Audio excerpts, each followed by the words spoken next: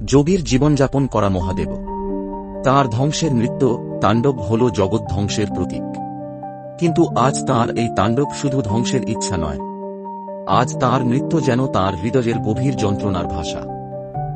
গল্পটা আমরা সবাই জানি, কিন্তু এই গল্পে সতীর বিরহ কি মহাদেবের তাণ্ডবের একমাত্র কারণ? সতী তার পিতার যজ্ঞে আসেন। তাকে ও তার স্বামী মহাদেবকে দক্ষ খারাপভাবে ভৎসনা করেন।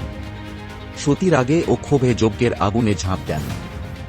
শিব ধ্যানমগ্ন, কিন্তু হঠাৎ তাঁর তৃতীয় নয়ন খুলে যায়। তিনি সতীর মৃত্যুর কথা জানতে পারেন। ক্রোধে ফেটে পড়েন। তিনি তখনই মাটি আঁকড়ে বসে পড়েন। শোক ও রাগে তিনি ফুঁসতে থাকেন। তিনি বেরিয়ে পড়েন দক্ষের যজ্ঞে সতীকে আনতে। সেখানে গিয়ে তিনি তাণ্ডব নৃত্য শুরু করেন। সতীর দেহকে তুলে নিয়ে তিনি চলতে শুরু করেন সারা পৃথিবী জুড়ে। তাঁর ডমরু বাজতে শুরু করে। শিব তাণ্ডব নৃত্য শুরু করেন।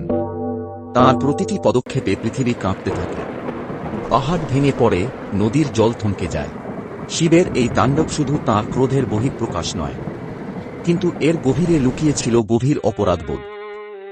মহাদেব মৃত্যুর দেবতা। তিনি সতীর ভাগ্য জানতেন, কিন্তু তার করার কিছুই ছিল না।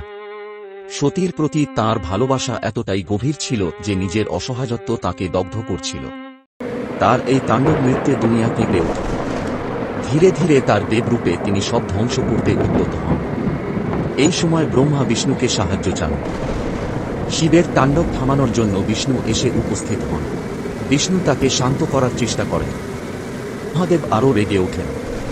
তখন পথ না পেয়ে বিষ্ণু তার সুদর্শন চক্র ছুঁড়ে মারেন। সতীর দেহ মাটিতে লুটিয়ে পড়ে।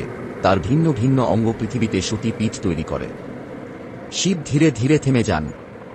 তাঁর ডমরুর আওয়াজ স্তিমিত হয়। চারদিকে নীরবতা নেমে আসে। শিব একটি পাথরের ওপর বসে পড়েন। তাঁর চোখ থেকে জল গড়িয়ে পড়ে। আকাশে সতীর প্রতিচ্ছবি দেখা যায়। সতীকে দেখে শিব কান্নায় ভেঙে পড়েন। সতী, আমি জানতাম যে এই ঘটনা ঘটবে, তবুও আমি থামাইনি তোমায়। আমি এগুলো ঘটতে দিয়েছি, সব আমার দোষ সতী। আজ আমার জন্য তুমি আমার কাছে নেই। সতী বলেন, আপনার কোন দোষ নেই স্বামী, আমি আপনাকে ভালোবাসি, আপনিও আমাকে ভালোবাসেন। আমাদের দুর্ভাগ্য আমরা একসাথে বেশি দিন থাকতে পারলাম না। আমি আবার ফিরে আসব প্রিয়, আমার অপেক্ষা করো। শিব সতীকে শেষবারের মতো ছুঁড়ে দেখতে চান, কিন্তু তার আত্মা হাওয়ায় বিলীন হয়ে যায়। মহাদেব আবার নিজের ধ্যানমগ্ন অবস্থায় ফিরে যান। মনে মনে প্রতিজ্ঞা করেন তিনি সংসার থেকে নিজেকে সরিয়ে নেবেন ও নিজেকে শাস্তি দেবেন। তার আমরণ যোগ শুরু হয়।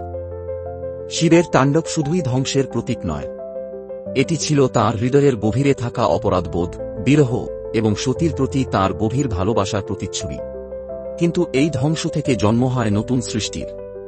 সতী আবার ফিরে আসবেন পার্বতীর রূপে, এবং মহাদেব আবার পূর্ণ হবেন।